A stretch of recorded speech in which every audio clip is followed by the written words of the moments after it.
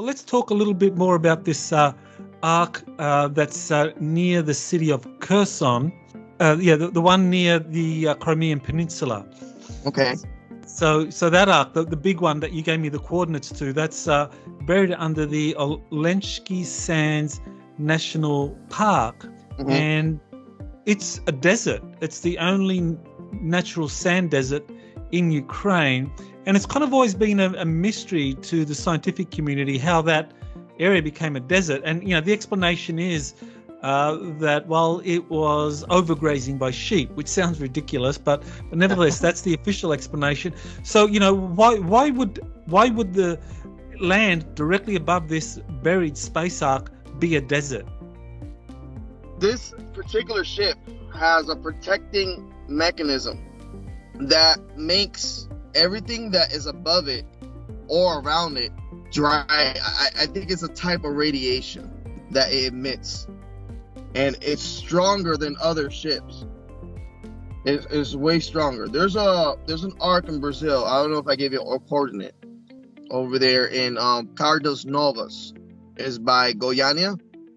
You can see that it's like a plateau looking thing, but it's still green, but it's turning to like a desert area similar to Oleshki Park. But now is even activating more, and this ark, it was actually activated, one of the first ones that were activated, but nobody haven't noticed it. The military notice because they go there for training sometimes. You're listening to Exopolitics Today with Dr. Michael Salla, your source for the uncensored truth regarding the human, extraterrestrial, global, and political agenda. Click the like button and subscribe to this channel. And now, here's Dr. Michael Salla. Well, I'm very happy to have JP back to Exopolitics Today. He's got some updates to share with us. And JP, welcome back, and looking forward to hearing from you. How you doing, Dr. Michael Salla? Thank you for the opportunity. Well, do you want me to just ask some specific questions about this Ukraine ark that you were told about? I mean, you began by telling me that you had been given coordinates about close to a month ago. So, who gave you those coordinates, and what were you told? It was a friend of mine from the Air Force, and he gave me the coordinates, and then I told him, why are you giving me these coordinates? He's like, hey, there's an ark there, and we're gonna have to be protecting that particular ark. I remember me telling you when I went to the ark of the Atlantic, when we went there, I remember telling you that the Russians and the Chinese was with us in that ark, and we went down to the Atlantic together, and we were in ranks. But I remember also telling you this was push, like we did not really want the Russians down there with us to share the information, not unless they let us in Russia into their ark, because they have an ark in Russia as well. And we told the Russians, hey, if you let us in your ark in Russia, we're going to let you in our ark over here that we found in the Atlantic, that we had a ship on top of it for I don't know how long, since 2014, since I think I got taken there the first time when it was not activated. But now that they're activating and all these arks are activating, the one in Ukraine activated as well. And they did not want, like, how can I put this? The United States, they know that that ark in Ukraine is one of the biggest arks that we have on Earth. It's bigger than the one in the Atlantic, and it's slightly bigger than the one in the moon that we have there. So this ark is a big deal. It has one of the biggest libraries of biological life forms that we had in Earth history. And this library that they say that this ark has is a huge room with capsules of all kind of seeds of plants and plant life. It's not like biological, like it's not like mammal or not. It's only plant life. But these plant life, they have properties that can help humanity a lot in different ways. So it has a big library of seeds it was in these capsules in this particular ark in Ukraine. And I think the ark that they found in Russia, it also has a type of library, but that library is a library of some sort of technology that the Russians, they don't want to share with us yet until they took over the Ukrainian ark. And right now they're doing research without the Americans or the Chinese, and they're doing their research on their own right now. We're trying to get in there, and we will try to get in the ark. An incident happened that Americans, we jumped to one of those arks using a jump rope that each ark has, and right now we don't hear nothing about them. We don't know if they're hostage or they're working together, but right now we don't know what's going to happen to them. So just to clarify, I just wanted to be clear. So the ark that you travel to in the Atlantic Ocean, that one is filled with writings, hieroglyphic writings, cultural remnants, and you talked about it having a portal, and there's the other arks have similar portals where you can travel point to point instantaneously. The ark in Russia is filled with ancient technologies. The ark in Ukraine is filled with biology, plant life, and so forth. So did you hear this like from your Air Force colleague that was also, I guess, part of these missions, or did you hear this from the mission briefings? Because you said that you've attended mission briefings. Yeah, more like the mission briefings. They were talking when we were in the Atlantic and that arc over there. They were talking about all these different arcs, and I told you and I gave you the coordinates, and our next step was we were going to go to the Ukrainian arc, to that coordinates that I gave you a month ago before all this happened. And we kind of knew because the arc in the Atlantic, it was pushed like, how can I say this? Like, they're not blackmailing, but the Russians, they brought their ships, like they surrounded us, and they wanted the Russians to go down to this Atlantic arc to see what they can find. But there's an area that was closed out that the Russians did not go to that is really also filled with technology on the Atlantic arc that is similar to the Ukrainian arc. So there's an area also in the Ukrainian arc, but I don't think they can get access. They're going into the arc without permission, without the access. Like, they're pushing their way in the arc. And what we don't want to happen is that they destroy while they push in, and not having the access that they really have, that they will destroy some historical finds that we could find. When you push your way and use bombs to push your way in, or door bombs, or like those square little bombs, like to push your way in to keep going deeper, you're destroying what is the craft itself. Because how can I put this? Once you destroy certain parts of crafts, it keeps shutting off. I don't know if you understand what I'm trying to say, but it shuts off by sections if you destroy certain parts of the craft. And right now, on the Ukrainian craft, there's an area that is becoming dark. It's not becoming warm no more. So what's happening, I think they're forcing their way into the Ukrainian arc, and they're shutting down certain sections of it because they're being forced in there. So I think it's a defense mechanism of the arc to shut down and to stop giving the heat and stop turning on. And what we're scared of, that if we lose that arc and it shuts down, we're not going to have the information to connect to the other arcs That's what we've been doing. We've been connecting arcs to arcs, and we've been having information connecting arcs to arcs about the past and about different solar systems and all that, where these arcs have been.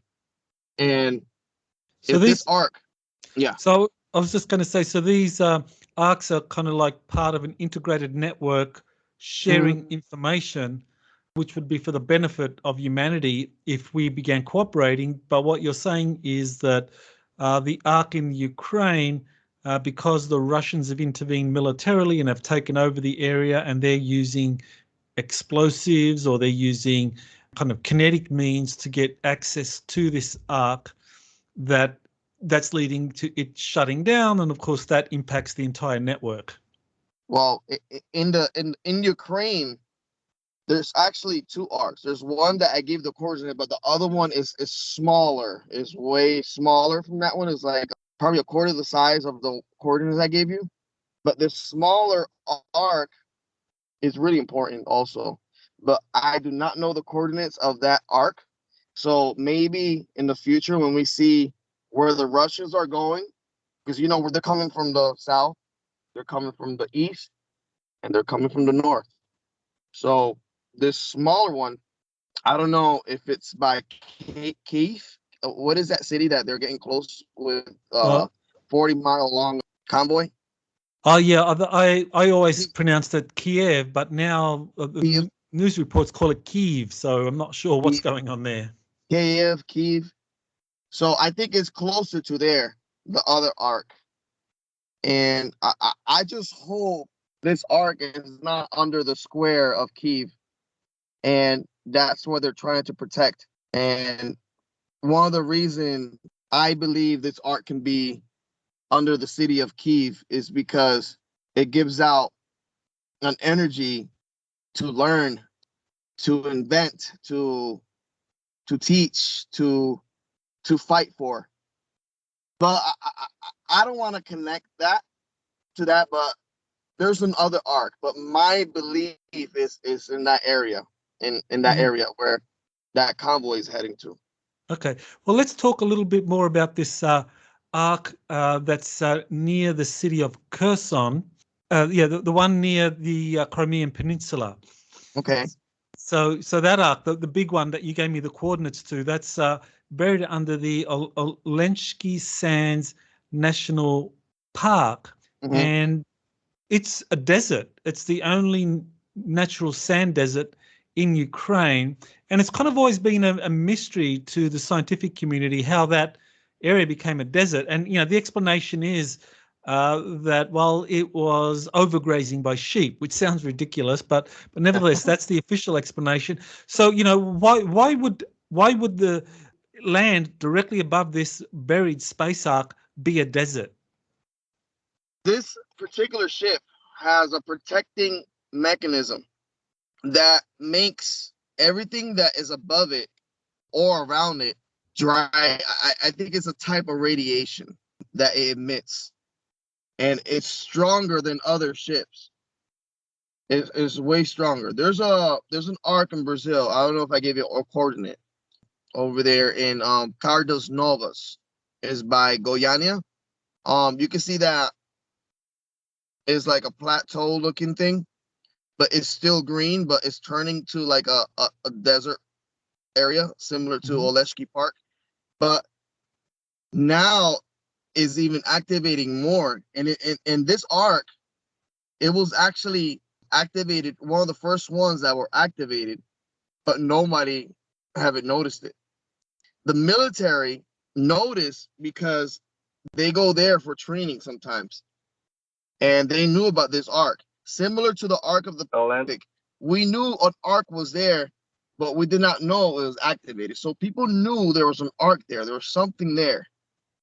There was something there. When they figure out that arc was there first, I think that's when they tried to get, because Crimea was one of the first places they invaded and they got. So they tried before to get this arc, but it was not activated. So once it activated, that's what triggered, wow, this arc is we knew that we had to go a little bit more farther north to get this arc. let's get this ark.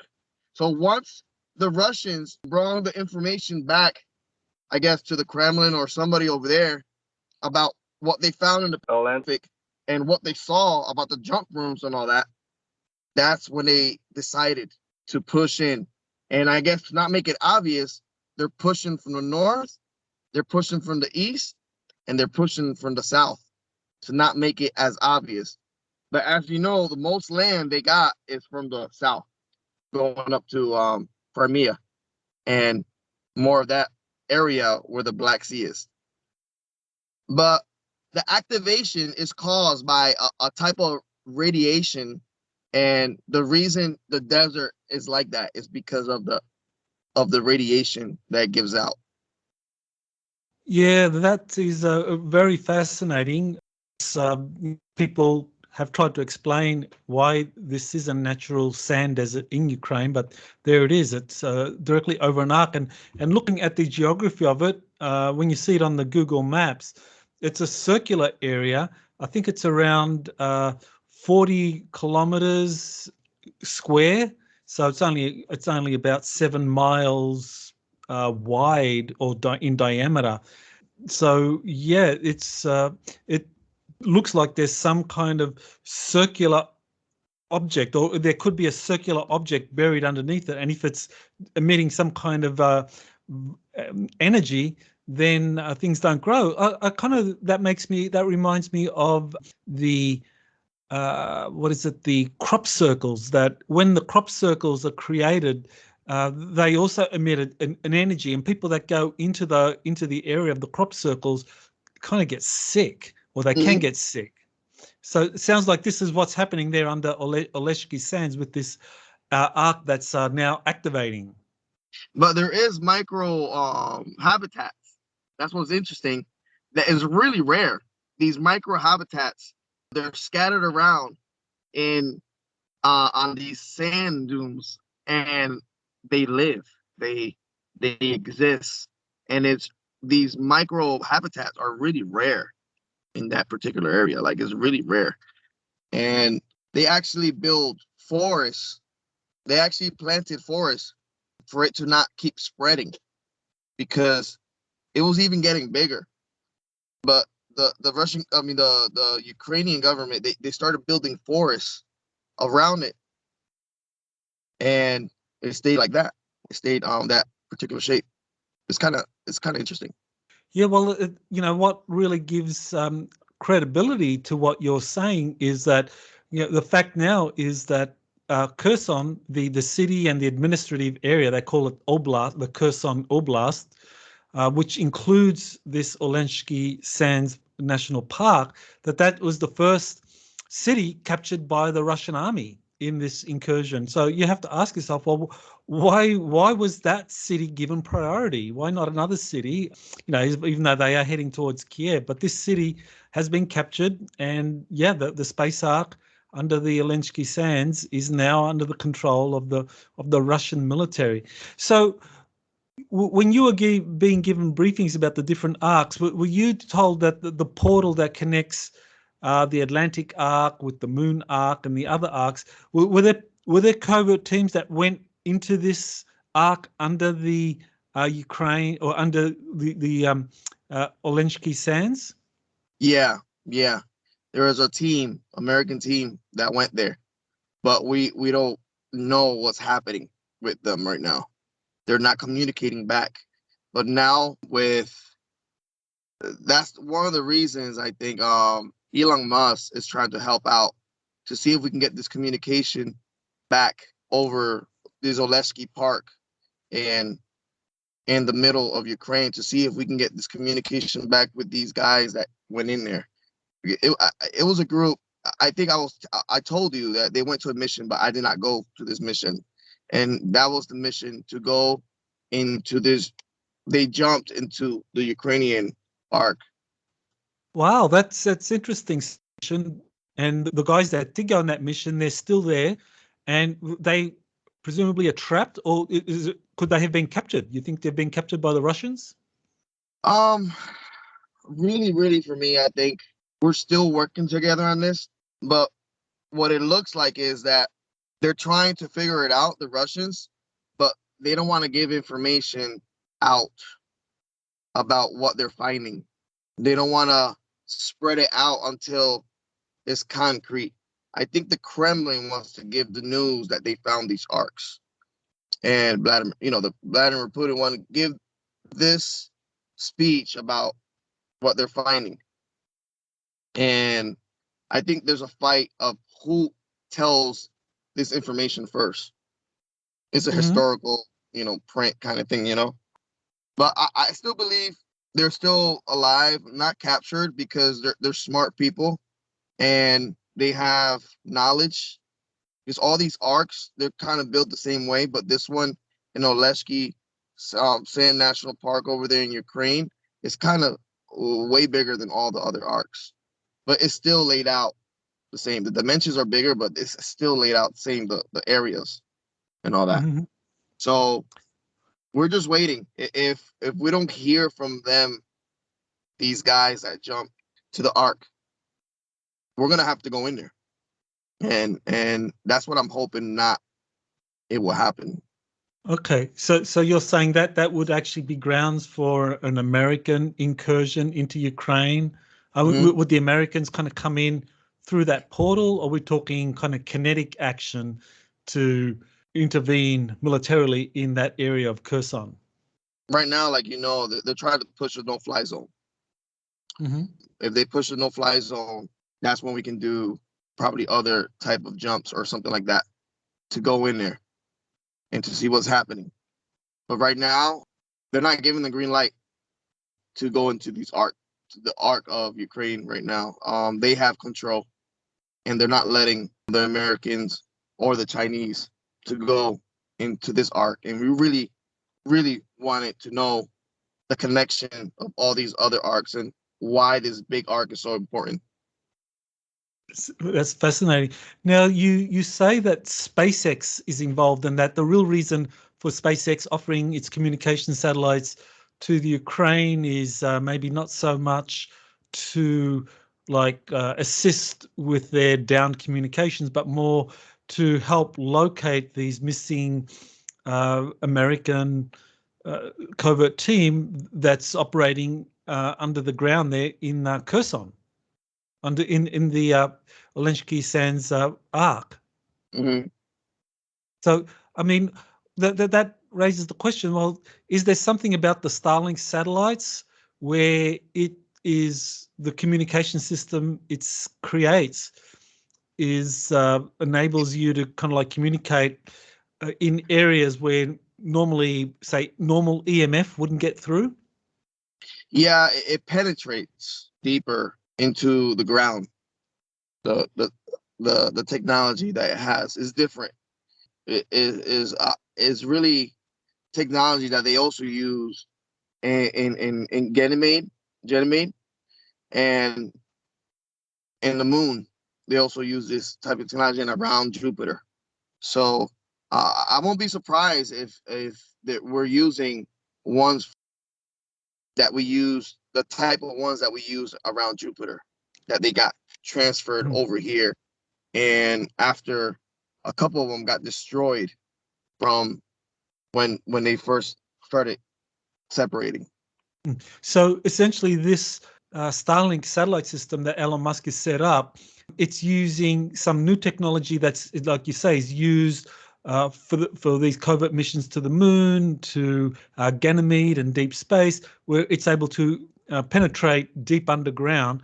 So that raises the question, is this really a quantum communication system using quantum entanglement, quantum teleportation, where light photons are what are transferred, and that's what creates the communication, whereas EMF is blocked by Faraday cages and all of that, so it's not useful.